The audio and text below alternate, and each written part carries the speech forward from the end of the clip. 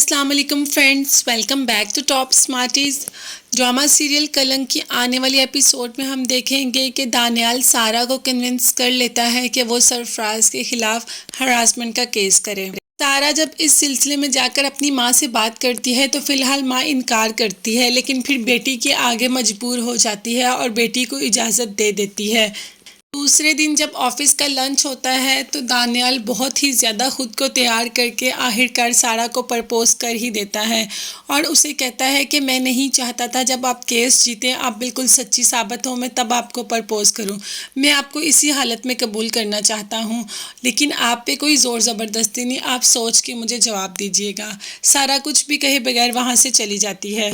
Next day तो सारा office भी नहीं आती, माँ की तबीयत का बहाना करके ऑफ कर लेती है। साथ ही दानियाल कॉल कर देता है तो सारा कहती है माँ की तबीयत खराब थी सो नहीं आ सकी। लेकिन दानियाल कहता है मैंने इस वजह से कॉल नहीं की, मैं ये बताना चाहता था कि शीना ने सरफराज को जहर दे दिया। शीना ने आखिर अपना बदला ले लिया सरफराज से। कहती थी कहा था ना तुमने इकट्ठे जिएंगे इकट्ठे मरेंगे, तो हम इकट्ठे जी नहीं सके, लेकिन सरफराज को बहाने से घर बुलाकर उसको खाने में जहर मिला दिया और बाद में उसे कहा चलो अब हम इकट्ठे मर जाते हैं। तो सारा इस बात पर दुखी भी होती है और अफसोस का इजहार भी करती है। वो नहीं चाहती थी कि किसी की जान ही चली जाए। ऑफिस तो जाती नहीं, घर होती है, अम्मा के लिए चाय बनाने जाती है तो रास्ते में दुरैया की बातें सुन लेती है। दुरैया शाहरुख से कह रही होती है कि अब मेरी जान छोड़ दो, अब मेरे पास और पैसे भी नहीं, चोरी कर कर के थक गई हूँ। तो यहाँ से सारा सब कुछ छोड़कर दरवाज़ा बंद कर कर अंदर चली जाती है और दुरैया से कहती है कि मुझे अब बताओ कि ये सब क्या है और ये सब क्या हो रहा है। दुरैया भी बहन के आगे फूट फूट कर रोना शुरू कर देती है और उसे सब कुछ बता देती है, कैसे शाहरुख ने उसके साथ ज्यादती की, क्या हुआ और वो अब किन मुश्किलात का सामना कर रही है।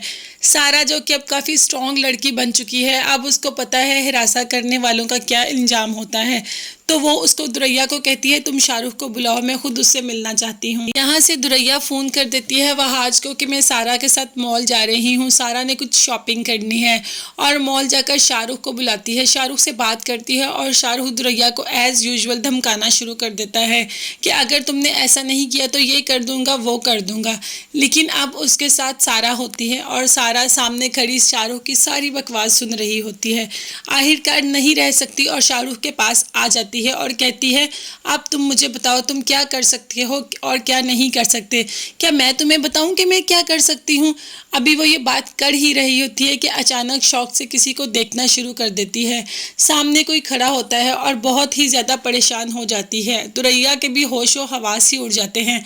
कोई और नहीं, सामने वहाज खड़ा होता है जो इनका पीछा करते करते यहाँ तक पहुँच जाता है। वहाज को क्लिक तो पहले ही हो जाता है, लेकिन वो सारी सच्चाई जानना चाहता है, इसलिए उनका पीछा करते मॉल में आ जाता है। लेकिन अब वहाज ऐसी कोई हरकत नहीं करेगा जो उसने सारा के दौर पे की थी। अब वो दुरैया का पूरा पूरा साथ देगा, दुरैया को इंसाफ दिलाएगा और शाहरुख को उसके किए की सज़ा मिलेगी। क्योंकि अब वहाज को पता चल गया है कि औरत को हरासा करने में कसूर औरत का नहीं होता, बल्कि कसूर मर्द का होता है और उसको उसकी सज़ा भी मिलनी चाहिए। तो ये ड्रामा हमारे लिए एक हिसाब से बहुत ही अच्छा मैसेज छोड़ के गया।